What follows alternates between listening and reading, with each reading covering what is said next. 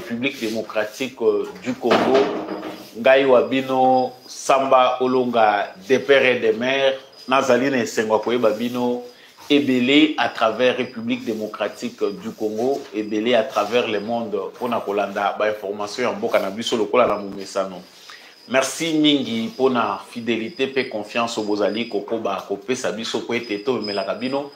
Basango ya mboka na biso République démocratique du Congo soki obetili bakumalamu ya kota na kati etando oyo to pe wa preshaka ba analyse to pe ba information et puis ça makana mwana mboka Samba Olonga na tobeli yo boye malamu na kati émission oyo kasi boye malamu ndenge to salaka faut ko liker vidéo oyo ko partager yango pe ko zangate kotika commentaire depuis wapi ozali kolanda biso na République démocratique du Congo depuis wapi ozali kolanda biso à travers le monde. Na kobo sanate ezali rituel ya émission oyo koloba na baimboka ete justice ya Nzambe eratakate, justice ya Nzambe moto mokote aishapaka na contrôle nango. Ezali façon na ngai ya ko rappeler ba commun de mortels que mabe tope malamu biso to salaka ezalaka na litomba tope lifuti na yango ezala osali yango na nkuku ezala osali yango na mpoasa yeba yango ke okufuta pona ba acte na yo oko récolter ba fruit na yango to salaka mabete to salaka kaka malamu po bolamu ezalaka na conséquence ya mabete na lombango na koti na basango po yango pendande mutu ezalaka mutu ya epai na bino esingeli to ba ete ancien président ya Seni Daniel Ngoïmulunda azwama kibongo na filet ya ba force de l'ordre et la sécurité ya Zambie, ce qui est dénoncé par ba partisans na bango pe bato mususu bazali koloba kezali acharnement au régime ya Félix Tshisekedi ezanango contre ba opposants. Donc information ezali que Daniel Ngoïmulunda akangami uta Zambie. On ne sait pas encore le moment baza ko transférer yé na Congo, baza ko sala ndenge nini. En tout cas, toutes les précisions vous les aurez dans cette émission. Sangwami balé tokolobela awa ezali kota la représentant ya Union africaine pour la région ya Grand Lac. Yé à Silibongo koya na ville ya Kinshasa ayaki kokutana na président akutani na président ya Assemblée nationale pe président ya Sénat. Kasina kobima lisusu na rencontre ya kutani na bango alobi il faut que le Rwanda retire des troupes de l'Est de la RDC. Yé azongeli discours oyo to mesana koyoka. Est-ce qu'il n'y a pas un moyen de recadrer l'Union européenne par rapport à ces prises de position? Qu'est-ce qui se passe enfin entre bato oyo bazali na kati ya institution na biso? Pourquoi ne peuvent-ils pas avoir un langage ferme vis-à-vis ya ba partenaires bazali kokosa que bazali derrière le peuple congolais? Nous en parlons tout de suite dans le cadre de notre émission.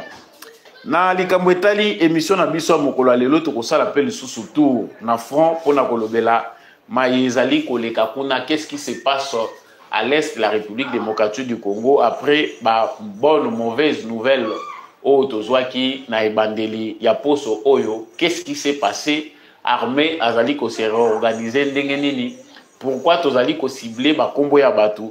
Na émission Webi qui Samba Olonga, c'est sans émotion que nous essayons de vous transmettre ce qui peut être vérité.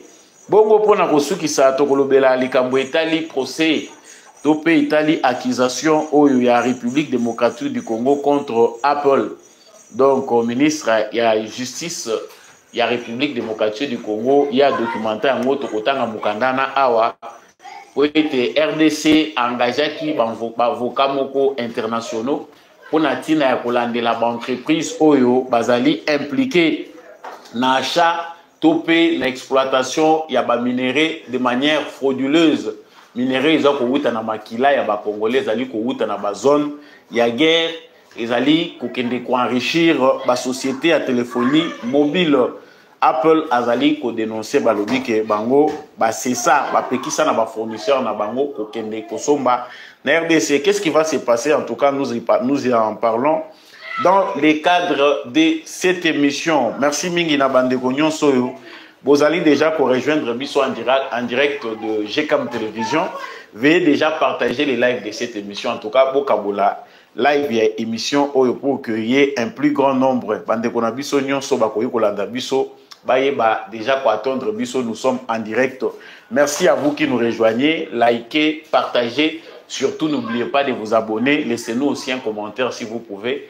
Émission depuis Wapi, ça nous fait du bien de savoir que nous faisons le tour du monde entier. Voilà, nazongi sika awa na actualité ndenge na silaki ko talisa yango na sommaire. Nauti kolobawa que Daniel Ngoïmoulunda pona ba oyo bako se rappeler na yete. Monsieur Daniel Ngoïmoulunda fut le deuxième président de la CENI, Moutoua Kambaki CENI, après Katana Bisso Abe Maluma Molongo. C'est parmi les architectes, il y a des résultats de l'élection auto-connaître la République démocratique du Congo. Donc après l'élection, Oyo Bisso et Salemaki en 2006, Ngoïmoulunda Daniel, azalaki architecte et aventure électorale au Elekaki en 2011, au Tomonaki, papa Etienne Tshisekedi qui retiré y confiance. Kolobaki azali cofondateur y a PPRD, il ne dira jamais la vérité. Mais les autres kolobelaye na sens où etali makambo élection ça c'était juste pour tozonge la moquer kolobela o ezali moi parcours na yeto ebelaki Ngoïmoulunda wapi. Et puis, à juste titre, c'est aussi un pasteur. Azali, pasteur. Le pasteur Daniel Ngoïmoulunda est arrêté aujourd'hui en Zambie. Bazuye Mukamate. Bakangiye, selon les informations à notre possession. L'information aux unions sont que M. Daniel Ngoïmoulunda a été appréhendé ce matin.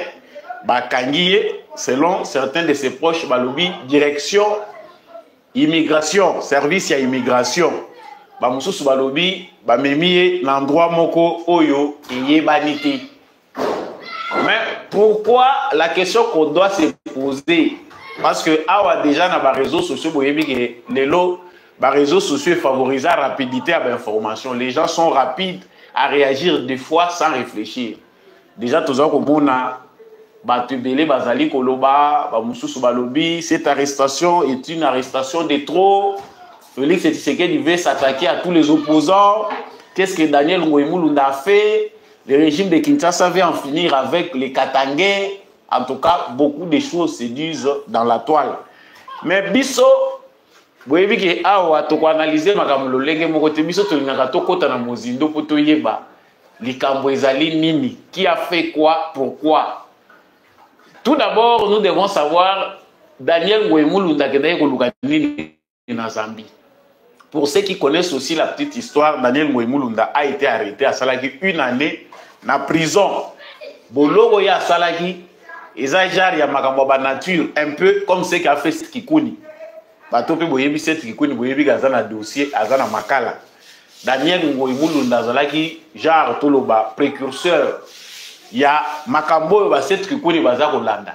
C'est-à-dire des personnes choisies par Joseph Kabila, par Moïse Katumbi, pour inciter Katangé, habitants congolais à l'espace Grand Katanga, inciter la violence, la désobéissance civile, à la violence, Makambo Bele Otoyebi. Discours, il y a Daniel Ngoïmoulunda, et ça là qui était Bachaï Maboko à se retrouver en prison. Motema malamu ya régime Tshisekedi otoyebi que bonté yango eza ko caractériser Tshisekedi eza ko sala pona ba mususu baza ko mona ngolo la faiblesse et ça là que Félix Tshisekedi a gracié Daniel Ngoïmoulunda sur demande ya basango ya ba pasteur balobi non ko procéder ndenge wana te même si il a commis une erreur azali mutu azape nganga na nzambe maloba et Kendaka Mupanzi. En tout cas, cherchez-moi les vidéos dans lesquelles on a moni en côté. Mais des gens où vous fouillez bien vos gardas qui sont en répertoire, tout le monde en côté. Vous avez la vidéo des propos oyo et salaki que Daniel Ngoyi Mulunda a se retrouvé na boloko ba libéré ye tango baza ko libérer Ngoyi Mulunda il a choisi l'exil akatisi akei na Zambie akekuna akei kosenga statut ya réfugié asengi statut ya réfugié aza reconnu par HCR comme un réfugié congolais na Zambie.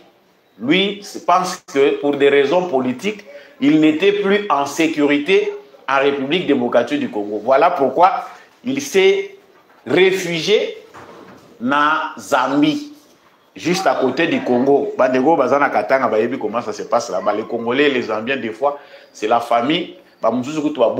Déjà, moi, Meli Molo Mukepe Kotaka. Mais il y a quand même un petit contrôle les ala. Mais toza surpris les lots.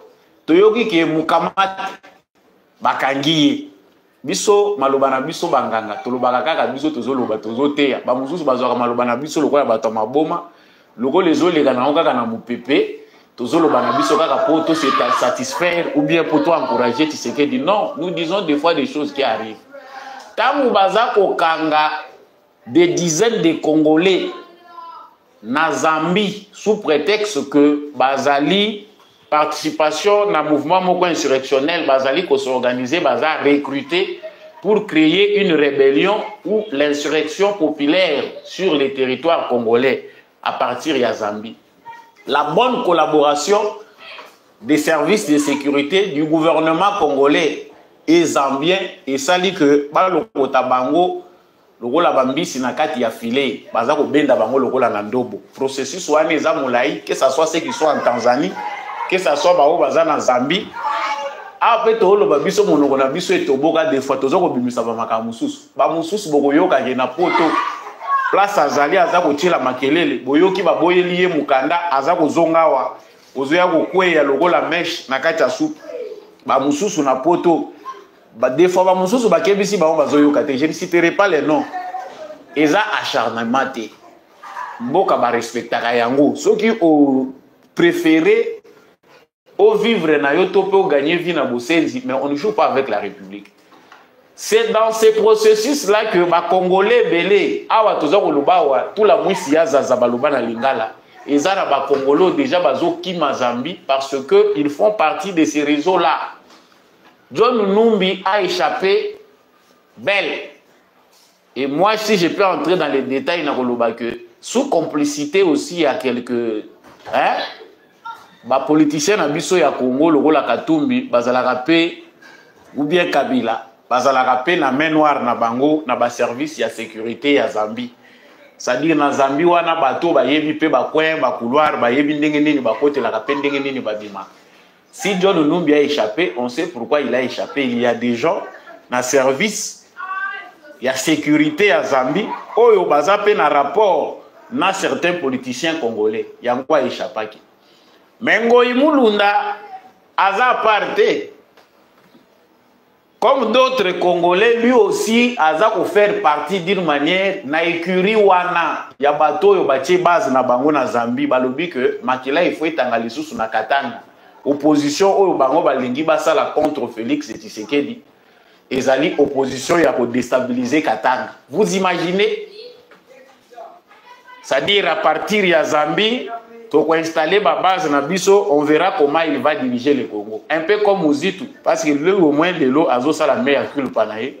Na lo lenga bien, aza ko apprendre comment devenir un opposant républicain, comment on peut contredire mais rester dans l'amour du patrie, de la patrie. Il est quand même à comprendre nae, à se ressaisir, à penser nae comme plus républicaine. On ne sait pas si c'est pour flatter poids au poste, mais au moins lui toujours classé déjà dans la République. Mais ma propos ya départ, oye bimagana munoko ya Muzitu Adolphe concernant République démocratique du Congo tant que Félix Tshisekedi a eu pouvoir, et ça qui ba propos moko criminel, ba propos moko eko ko memakimiate. Alobi, nous allons mettre du feu partout pour créer l'insécurité, on verra comment il va diriger. Et bimaika le rola boye, on dirait anja telemela ke kwa bimisawe ezaki na mutu na bango. Dieu merci, lui au moins aujourd'hui n'est pas dans ces activités-là. C'est ça, ce qui se passe dans la frontière ya Congo, na Zambie. Donc, arrêtez Ngoï Mulunda. S'il est quitte, mais on sait qu'il n'est pas quitte. Bakabiliste est belé. Et moi, je me demande qu'est-ce qu'on a fait au bon Dieu. Les deux personnes sous Kabila, Oyo, Basali, organiser qui processus électoraux dans le Canabiso, Baza se retrouver rebelle, dans l'activité moro ils allaient contre la patrie. Awa na yebité ceux qui paix à son âme, na yebité ceux qui na koloba paix ou désordre à son âme. L'abbé Apollinaire Malumalu, oya kufaki awa na ba condition biso sotoyebi. Ye pe muto akabila ya kufaki na ye. Na yebité ceux qui ye pas azalaki en vie na minute oyo. Alingaki azala lokola nanga nango imulu. C'est-à-dire nos anciens batoyo tokokaki kocha tozali kotangisa bana biso na histoire que na processus il y a démocratisation na mboka na biso tango tozali ko apprendre ko bunda na proba élection to banda ko sala ngo malam. Voilà quelques figures il y a bateau toza connu ce gens là aujourd'hui balakisi biso face na bango ke bazalaki na bango bato société civile té bazalaki ba agent ya Kabila et que lelo tango toza ko lobawa casquette na bango ba masque na bango est tombé tango banda ko yebisa bato ke Ngoï Mulunda, papa Etienne Tshisekedi d'heureuse mémoire, Aléli Alobi, cofondateur ya PPRD Oyo, à côté de la Kosunga Bisote, il ne citera jamais mon nom. Aza Moutou ya Kabila, Batou Bachaki Tembe, Tala Lelo. Comment imaginer que quelqu'un qui a gagné sa vie, ancien président ya Seni, architecte ya démocratie, à Congo là, Bamindou qui n'a pas beaucoup à Batoa, Wazola qui s'abattu Kazo Lukape. Partout, il a cherché à ramasser les armes comme quelqu'un de la société civile. Se retrouve aujourd'hui, après cette démarche-là de paix, de démocratie, il y a institution, il y a démocratie, aux actes se retrouver au commun en camp, il y a qu'on déstabiliser Mboka. J'ai pitié pour les pasteurs de notre pays. Tous les serviteurs de Dieu en Mboka, Bazali, puissants, respectés même à travers le monde. Mais tous les pasteurs Moussous Ebele, ils allaient koyo qui s'amboka na biso soni et puis ko bebi sa crédibilité. Il y a des pasteurs na Congo. Les pasteurs font aussi plus de mal que les politiciens. Donc il y a des politiciens qui aujourd'hui pour pas mater ba Congolais bien, il faut bala takazaka ya ba pasteur pour baye bandengeni ba kosalela.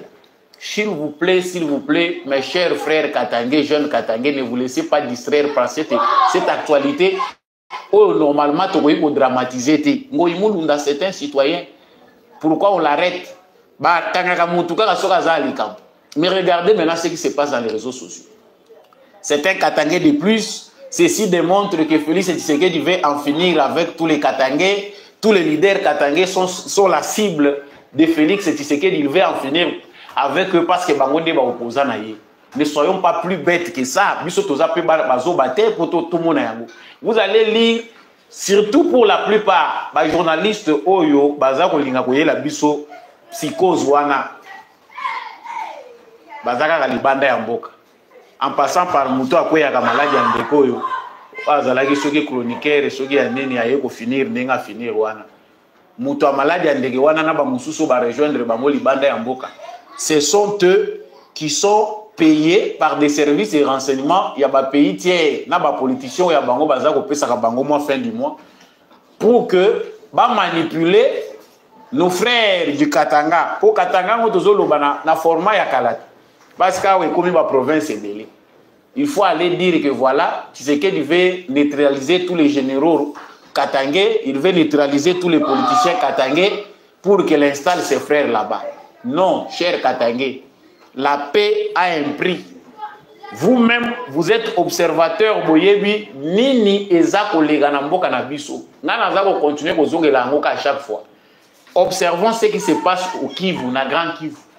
Makambo et Komeli Bandego Nabiso ya Kivu, qui font partie du Congo, qui jusqu'aujourd'hui, Bazako continue à se battre comme des Congolais. Bazako vivre dans des conditions à ma bébé Malobi, Tokobimana Congo, nous restons Congolais. Est-ce que ce qui est Koyaki na Katanga, êtes-vous prêt sur base ya oyo bato baza censé bazo kanisa ki baza koloba na kombo na bino ya ko s'allier na bango pour vivre ce qui se passe dans le Kivu. Quelqu'un qui aime son pays, quelqu'un qui se dit fier d'être Katangais, mais qui pense qu'il faut créer une rébellion, faire tuer des Katangais, créer l'instabilité au pays. Azongisa biso na bane ya kao a créer lisusu kao mususu na Katanga. Est-ce que muto ndenge wana ko kolinga bino? Moto ya ndenge wana ko kozana bolingo na bino penda pour que vous puissiez avancer. À moins qu'on soit amnésique pour ne pas comprendre ce qui se passe au pays. Bato yo baza fier wana ya kozala Katangais. On a eu 21 ans. Oyo soki ba congolais tolingaki tozala na sentiment moko tribal. Tokoloba que c'est le Katanga qui a détruit le pays pendant plus de 20 ans. Tokoloba ndenge wana même. Ces gens-là qui ont dirigé le Congo n'ont pas été mandatés par les Katangais. Mais on a vu certains Katangais fiers de l'être non biso mututoza na pouvoir. Qui Swahili et comme il okola sokozolo ba Swahili nde lango e ko pesa yo passeport ya kozwa facilité moko boy. Ba mususu ba yekola ki Swahili ya mbango mbango. Mais on n'en tient pas compte. Parce que ces gens-là, toyebi que bazaba usurpateurs, ils n'ont jamais été mandatés par les Katangais. Toyebi complot wana même certains Katangais ont dénoncé cela. Balobi que bato ba pesaka kabila identité wana Joseph bazaba farceur ba mususu ba finisaki par kosa la meilleure culpa na bango balobi que voilà biso de mutu to komisa ki ende kona biso. Qu'est devenu les Katanga après plus de 21 ans? Oyo Batouana, Basindi Mboka, ou Oyo Biso Tozali, pendant plus de 21 ans, qu'est-ce que est devenu les Katanga?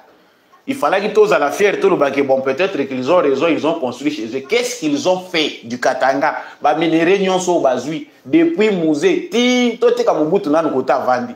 Totanga kaka, afdel mobibati na kabila boy.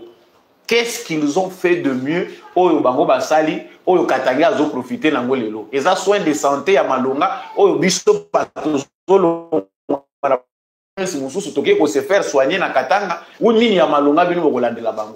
Chers Katangais, ne faites pas la honte de la RDC. D'être parmi le peuple ou les populations les plus manipulées du Congo. Parce que cette manipulation-là est passée dans le moment de l'élection. Ils sont venus avec ces mêmes arguments. Les politiciens, on a beaucoup découvrir lorsqu'ils veulent s'exprimer, ceux qui au Congo, ils se positionnent dans Katanga. C'est comme si le Congo est à place, donc, si on crée une frontière dans le Congo imaginaire. Ils parlent du Congo, mais ils pensent qu'ils doivent s'adresser aux Katangais. À ceux qui n'ont pas lobby, à Swahili, à ceux qui n'ont pas Katanga. Moi, je pense que les Congolais sérieux, qu'ils soient du Katanga ou d'où, ne peuvent pas pardonner les ennemis de ces pays en cet instant même. Parce que obligé de aller comme mono ils allaient à cause de l'instabilité, insécurité oyo, ils allaient payer moko y a pas problème où ils allaient causer sous-développement na biso. Ils allaient limiter biso moyen to avancer na rapidité topé na élan souhaité ezati. Mais il y a des autres qui conspirent, qui veulent que biso lelo to simba maboko na mutu. Ngoimulunda n'est pas un enfant. Lui-même a rejoindre. Sachez que la liste va continuer. J'en ai parlé, je pense que d'autres aussi,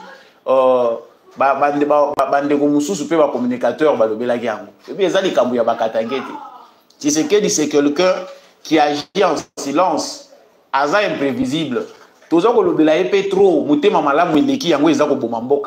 Parce que à force d'être trop bon, Tshisekedi est plus qu'un pasteur. Ma pasteur na biso toza ko mona so bazana mutema Tshisekedi mais na l'église na bango mobola ko zalati. Parce qu'il pardonne trop, il a un cœur, il ne veut pas faire du mal, mais un état aussi sur le plan sécuritaire, ça ne se construit pas comme ça. Mutema wana yango biso ba mususu croyant que nous sommes, nous prions pour que Dieu lui donne un cœur oyo koki ko venger mboka o ndenge sengeli. En quelque sorte, il est trop patient.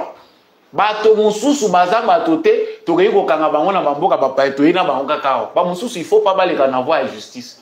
Ba activité na yeza déjà connu, on sait qu'il est criminel. Bosilane ka akuna bakundi pe bembeka akuna. C'est criminel ta na loba boy bato mususu bazomona ki a garçon azana colère, nazana colère a mututé, mais c'est ça la sécurité du pays. Quand on est garant, on est commandant suprême des forces armées, il faut tuer. Il faut tuer, c'est la norme, c'est la règle. Israël les a peuple ya Nzambe baza wana pe baza ndenge baza ko croire baza mais tala bango ndenge basala ka pona sécurité mboka na bango. À Dieu ce qui est à Dieu, à César ce qui est à César. Et on a besoin sa raison à Batmoussou lobby. Aussi se faire entourer de pasteurs aussi est un défaut. Monsieur le Président, son pasteur va comme nous au tamingi. Longola ba moussous. Les politiciens ne doivent pas être des pasteurs.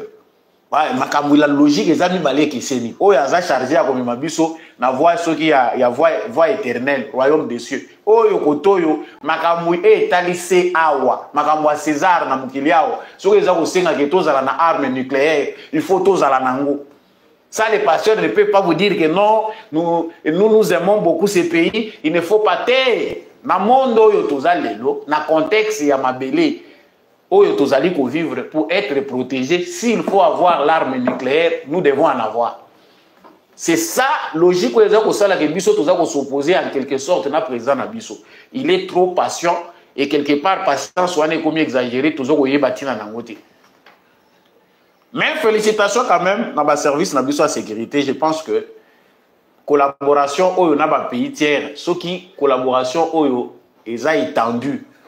Et que tout Congolais comprend que dans le stade où Tokomi, ceux qui n'ont sakana na mboka n'ont s'afficher comme traître, et zala nazana poto bakozwangai. Là, je pense que nous sommes na mulongo. Si des gens pensent que je dois facilement passer ici par la grande porte dans une visa na comme en Belgique, na se déclarer réfugié politique, na bandi ko finga Tshisekedi et je suis en paix, et tu vis là-bas pendant tout longtemps. Ça va continuer encore longtemps. Mais ceux qui t'ont dit que péché,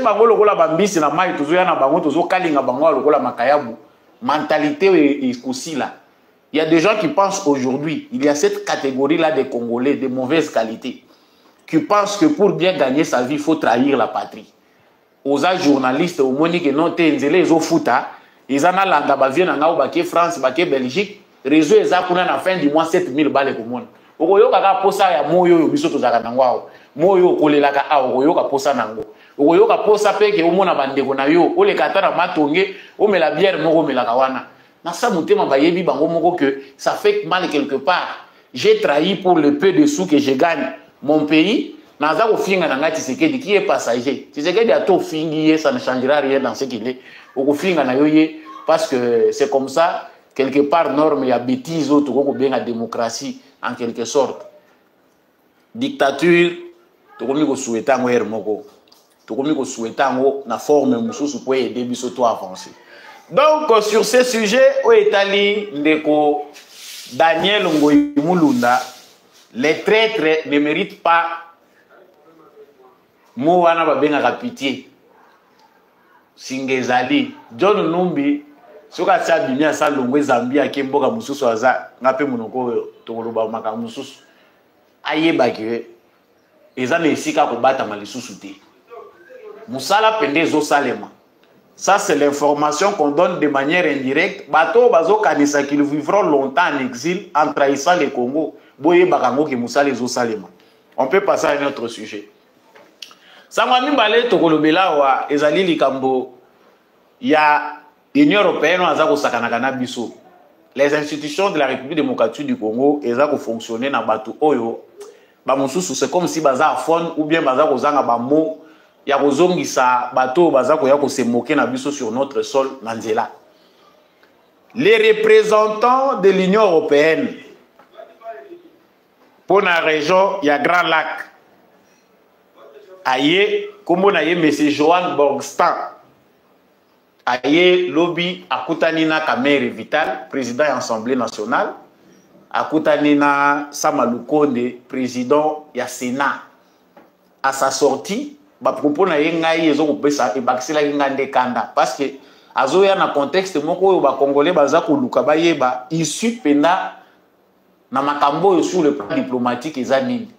Les Congolais sont abandonnés par le monde entier. Biso nyonso toza dans la conclusion que tout ce qui se passe, ma déclaration est aventure. Mais qu'est-ce qu'il nous dit? Il dit à sa sortie, il faut que les Rwandais retirent ses troupes de la République démocratique du Congo.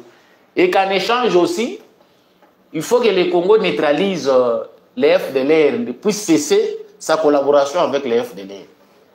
Ce qui biso ba Congolais toza libanda ya institution, tozo ka kande zo mata biso bino boko luka forme te bino pe boko canaliser kanda na bino na kati ya institution pour traduire ce que la colère, la souffrance du peuple congolais. Ba député oyo toza na bango tango bozo yamba bato aboyo oko lekisa bango te même na plénière ba yo kata expression ya congolais face ya député moko congolais o aza ko loba pasi ya ba congolais zo ko yoka na malamu. Parce qu'on a tendance à comprendre que chez nous, hein, même si nous avons ennemi, résilience, nous avons dit que yamba kaka flatté, c'est kaka la kisa ke boza malamu. Non, nous devons cesser d'être hypocrites. Comment l'Union européenne doit continuer à se moquer de nous? Bakoui koya ko continuer à se moquer de nous. Pourquoi? Il y a à peine là quelques jours, l'Union européenne vient de donner 20 millions de dollars à l'armée rwandaise. Balandeli bangote 20 millions wana bayebi ke armée wana eza armée ya agresseur. C'est l'armée qui commet des crimes et des exactions à l'est de la République démocratique du Congo. Mais cela ne les empêche pas de soutenir cette armée pour leurs intérêts au Mozambique. Maintenant, ils viennent avec un autre discours ici à commenter biso. Batali ba moni toche bango pression ba lobi bino pe 20 millions yango. Mais ya bino to pesa bino ngona maboko te po bino ba yebi bino bo gérer ka bien te. Il y a bino 20 millions, bah, l'Union européenne, il y a un gérer en haut. Kagame, lui, c'est un bon gestionnaire. Quand on donne 20 millions chez lui, donc il n'y a pas de contrôle. Bah, PC, bah, il y a des munitions et il y a des ressources dans la République démocratique du Congo. On ne contrôle pas. Mais quand c'est chez nous pour bien nous humilier, on met un système de contrôle. L'Union européenne va recevoir les besoins de cette brigade-là qu'ils veulent appuyer. Batali ndengeni bako ko canaliser mbongo wana comme ça bazo pesa bino mbongo wana bango moko baza ko gérer 20 millions na bango. C'est une insulte. Monsieur le président de l'Assemblée nationale, monsieur le président du Sénat, changez votre façon de parler. Tu sais que d'ici pour des raisons diplomatiques akoyi ko loba ouvertement te tout directement te na Union européenne que ça suffit. Vraiment, collaborer le sous-nabinoté, les parlements congolais doivent apprendre à dire ça. Beaucoup ça, là, voyage à Bolobi, voyage parlementaire, tout kende, pour la diplomatie parlementaire. On ne voit pas un député qui vibre. Moutou a traduit désolation, il y a peuple congolais, Moutou a traduit langage pur, il y a congolais. Quand on sent les députés européens parler, dans le parlement européen, ou bien à Kati, à parlement français ou bien belge, vous sentez qu'ils n'ont pas peur de dire ce qu'ils pensent, ce que vivent le peuple de leur pays. Mais et pas n'abiswa Isaka Nyamu Nyamu, Union européenne, Kezongi, Bokei, Bozongi, Union européenne, patati patata. Non. On en a assez quand même. Ils allaient quelque part couper Sanakanda, Toza Batu, ba limite Ezalaka. Tosi to Koli. Nakalava, les réseaux sociaux, et ya, te belé, mais aujourd'hui, la rhétorique reste la même. Qui ne sait pas que ce sont des menteurs? Pourquoi vous acceptez à les recevoir et ne rien dire? Et que les gars dans le cadre de la diplomatie, chers Congolais, moi je suis désolé parce que dans le cadre du Parlement, na biso tous en bateau yo baza choté pour nous traduire au biso tous en penser. Mais le peuple congolais doit savoir que le peuple ndé muto a défendre ba droit na ye. Soki droit na ye yo moko yebi ko lobela ngoti bandeko na ngai muto akoko sala bolamu oyo moko lingi ko leka yo moko azate. Et ça c'est un regret. Regret ezali makasi mingi ko leka. L'État congolais au moment où nous parlons azali na poursuite ya Apple. Moni Apple les ala kana envoûtement moko a publicitaire biso bato ça la ba chombo ba téléphone ba ordinateur en tout cas ils a marque moko très voulu design nango et envoûtaka mutu nyonso soko koti na maison ya Apple tant bazo préparer bazo la kisela yo série ya ba produit na bango tout le monde voudrait bien en avoir mutu nyonso akoluka azwa Apple azala nango na maboko. Le téléphone, avoir la tablette, avoir un ordinateur Apple, et ça les singo. Mais des fois, nous consommons nous-mêmes notre sang, sans le savoir. Mais le gouvernement congolais, azui initiative ya kobunda sur tous les fronts. Initiative où eza malamu. Bakei na France, bakei na ba pays mususu. Il faut aller voir même vers direction na bango général parce qu'il y a des avocats qui sont engagés. Ba porter plainte na Apple que bazali ko salela minéré ya malamu te. Minéré oyo bango bazali ko utiliser pour basala ba téléphone, ba ordinateur ezo uta na Congo, coltan et autres. Ezali ko uta na ba zone de guerre, esika pillage ezali ko salema, minéré wana ezali tracé te. Yango bango bazali ko samba na bango. Apple pas lobby jamais. Biso déjà aussi tu ebisa ki ba fournisseur na biso que deux pays bazwa lisusu te minéré eza ko provenir kuna à cause ya violence ou eza ko leka na ba lieu wana. Ça ce n'est juste que dire. Mais est-ce que na faisabilité tant baza ko tracer pendant na parcours wana bazali ko respecter makambo baza ko loba. Moi, ce qui est important pour moi, tant on a l'actualité, c'est de savoir aussi la responsabilité des Congolais. Sous d'autres cieux, ma population est mieux organisée. Chez les Congolais, c'est nous qui pensons que tout doit être fait par notre président. Quand on se réveille un matin, c'est comme si Moutou, tout comme il y a un point que même ceux qui ont violé moi si na oyeyo, au balogi na notiki violé ya moi si na yo lobby, na que ne koluka président, tu sais que du poids kota makambo c'est lui le président. Non. En tout cas, instinct où ils allaient naturel, les gens qui étaient au na violeur n'engwana. En tout cas, ata balobi goza pacifique ya n'engeni. Il y a toujours un geste de légitime défense au Yogosala pour marquer terrain. Donc les Congolais aussi doivent s'organiser. Moi, ce qui me, et là l'esprit n'anga est que tant aux autres dans le marché congolais, parce que tous les pays où ils ont fournir minéraux makasi, biso téléphone on peut na prix au tous aux sombango, tous aux sombango na prix wana te na Congo. Mais on continue quand même à acheter. Après les autres continuer à fournir biso azo tinde la biso na ya bambata où ils a deuxième qualité na ya normal ils ont continuer à kota na banini nango. Boycottons ça. Chers Congolais, c'est possible de boycotter cette marque-là. Toko fa péter. Tu veux bien que tu linga bilo wa kitoko. Tu veux bien que tu lingi ba ordinateur à bien les Congolais ont cette nature-là, ils veulent le luxe. Pour talina nous pauvreté ils en Congo mais les Congolais vivent au-dessus de leurs moyens. Les Congolais se surpassent toujours pour satisfaire les bons abango. C'est ce que nous sommes. Mais marque oyo, il faut topé sango mon Congo. Cette campagne peut être faite par tous les Congolais du monde entier. To boycotter marque oyo et qui peut affecter pe bande ko na biso mususu ya ba pays mususu ba ko comprendre que ce qui se passe au Congo ezo senga ke biso nyonso pe to s'impliquer. Au moins moi manifestation moko ezo salema ya 10 personnes, 15 personnes, des étrangers appelés, mobilisés par des Congolais. Les restes des Congolais, ils ne sont pas là. Les Congolais sont que dans les futilités. Concert tant que beta maya fali poupa ou bien il y a nani mususu à Kobeta, au moni ba Congolais plein. Vous êtes prêts dans la distraction. Ceux qui ba Congolais bazaki le gola ba Rwandais bokenda ko prêter serment na ba ambassade. Baza ko faire prêter bino serment que bo trahir mboka na bino te comme le gola loge moko boye. Baza ko imposer yo ndenge ba Rwandais musu baza ko vivre dans la paix. Peut-être que là ça allait être sérieux. Mais le gola biso tozana démocratie okenda na nzela na yo. Pour ceux qui ont l'ambassade Congo et qui parle de sauter au bois Kangunda ou pas, quand vous êtes Congolais, vous l'êtes. Souci à que l'habitant va changer la constitution, que les Congolais originaires, nationalité n'est comme irrévocable. C'est-à-dire nationalité n'a sauf pour certaines raisons, mais nationalité n'a congolaise.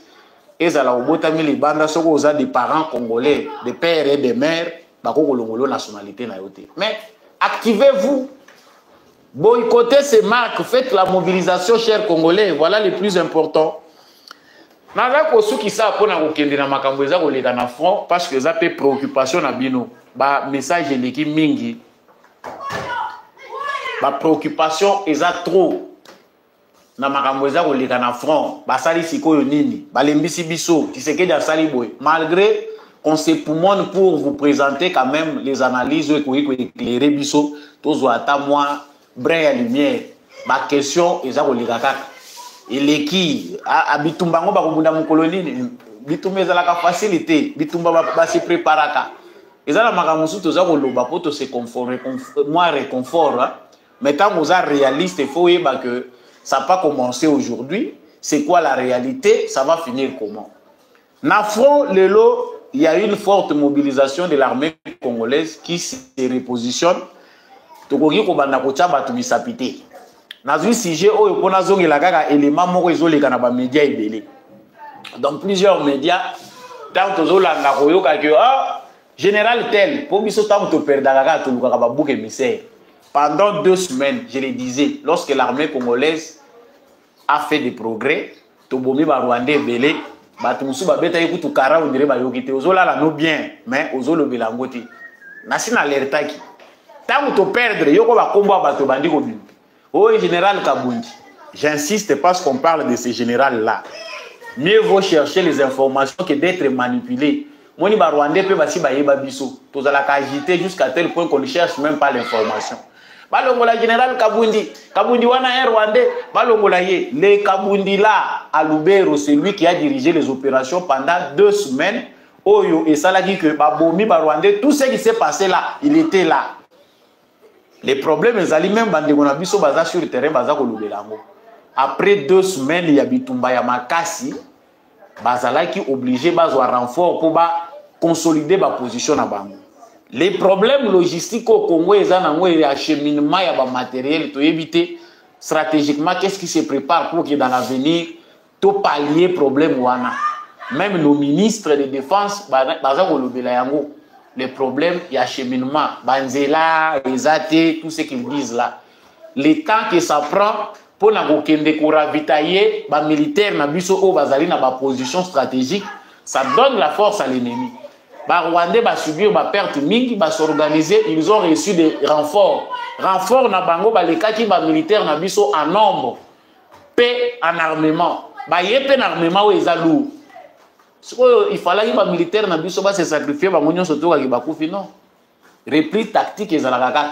Tant que ennemi aye baleki ebele biso en nombre toza mingité position stratégique bazongaka. Ça se passe dans l'armée. Mais ce que tali façon biso ba congolais tozweli yango. Na bande ko na biso mususu ba senzi na benga ka baza ba zomi benga ba journaliste façon bazweli yango. En tout cas, le patriotisme doit être renforcé dans nos écoles, dans nos universités. Je ne sais pas pourquoi ça traîne. Il y a un ministère, il y a jeunesse et nouvelle citoyenneté. Et le ministère de l'éducation nationale et le patriotisme. Mais, ce qui va bien à la bozo bakisawan, attribué au bakisawan dans le ministère na bino. Bo appliquer ka ngondengeni. Parce que tozo sentir kaka paradigme, tozo sentir kaka ba mot ezako s'ajouter dans le ministère. Nouvelle citoyenneté. Quand on regarde dans la faisabilité, est-ce que le ministère est en charge de une nouvelle citoyenneté? Baza na ba moyen et puis bazali pendant agenda malamu pour na kokokisa ou ezali na cahier de charge na bango. Ça ne se fait pas. Et la conséquence c'est que les Congolais sont d'abord beaucoup plus en débandade dans les médias que sur le front. Au moins, des réalités, ils ont que l'armée, na au bisopé, ils ont traduit des actes différentes. Les Congolais agissent beaucoup plus dans l'émotionnel. Malgré l'effort qu'ils ont fourni, notre ministre de l'Information, Patrick Mouyaya, a chaque fois dans un point de presse hebdomadaire pour fournir, les Congolais ont toujours cette mauvaise culture de l'information. Merci à notre armée parce que la position est consolidée, pour que riposte ezala. On ne viendra pas nous dire dans les réseaux sociaux, on ne viendra pas nous dire dans les médias comment ils pensent riposter. C'est à l'armée, c'est au chef d'état-major, au chef d'opération, au gouvernement, de savoir ce qu'il faut faire. Le reste, nous allons juger quand ça se fera. Makamuso ezalaka kozala expert, c'est vrai, toyoki libaku. Pour te monique, tu sais pas qui après, tu es la lesus. Bon, quelque part, comme on appelle, on dirait que l'écriture n'a bino. Nata on appelle un match à football ya Congo. Na mona rango ka air moko ndenge moko na makamto zo komona. Nicolas komi ko s'arranger depuis tous les entraîneurs ya sika. Mais Congo ezalaki ata bozo mener 0. Kubanga na yote. Oyebi ke air moko yoka kaka pana derrière minute. Toi, ba égaliser bino pe ba tie bino. Donc état d'esprit wana nde fait longwa na kati ya ba congolais oyo to ko kakate ko gérer victoire moko tamolai ça dit biso to ko marquer na biso Mais ce qui est gérer, garder victoire, na bino wana boko malango na suka, komonika tout faillir. Défense na biso komona kaka ICD. Aujourd'hui, je salue beaucoup Monsieur Sébastien de Sabre na Lopar parce que ça s'améliore maintenant. Congo a occupé, qu'on conserver, peut au moins pas accueillir, tout ça évoluer avec cette nouvelle mentalité. Les choses peuvent beaucoup changer. N'engé peut tout ça souhaiter na front. Le général Kabundi Azali, certes, je n'aime pas entrer trop dans les détails, mais il y a aussi des Congolais rwandophones qui sont loyaux à la patrie. Hein. Bazali, mais si Batomba, comme peu victime, parce que le fait que pour le plus grand nombre, Bazali qu'on trahit le Congo, moyen Congolais va comprendre qu'il y a aussi des gens qui aiment le Congo, même n'étant pas originaires Bazali. Exact. Donc nous confondons tous dans l'ensemble parce que déjà confiance c'est la plupart na bango musala basala kayango wana ko trahir. Donc vérifions bien les informations avant ya ko kotaka na ba manipulation topé na ba makambo ezali malamu te. En tout cas na banza été ba sujet oyo na memela kibino lelo na mesa ekomi na suka kotika te etando oyo sans ko liker. En tout cas ozala qui en direct veuillez liker cette émission et partager vraiment à tout le monde pour que les Congolais soient à l'éclairer. Na motuya eza bolingo na bomoko. Ce qui doit apprendre que mboka soki bolingi yango vous appelez unis ndependa victoire et yaka na kansi que bataille déjà ou bien guerre eza déjà gagné. Merci mingi Nandekombi à chaque comme d'habitude azaki derrière la caméra pour que mission oye comme na bitando na bino matondo na apôtre Gérard Kabeyachovo. Merci mingi. Na l'homme de la vérité des urnes, Jean-Louis Simbalanga. Merci mingi na papa Michel Lumakaso, papa Boniface Mpunga, papa Maurice Kikangala, papa Freddy Ngwama, papa Paulin Chika. Ba enyon so bolinga kasambolo ngalokola mama Bilonda, mama Rose Sirikari, mama Lisette Mombendu, mama Anima Samba. Je vous aime beaucoup. Bilonyon so bolinga ka. GCAM Télévision, likez, partagez. Vraiment, abonnez-vous si vous n'êtes pas encore abonné. On se retrouve prochainement avec un nouveau numéro.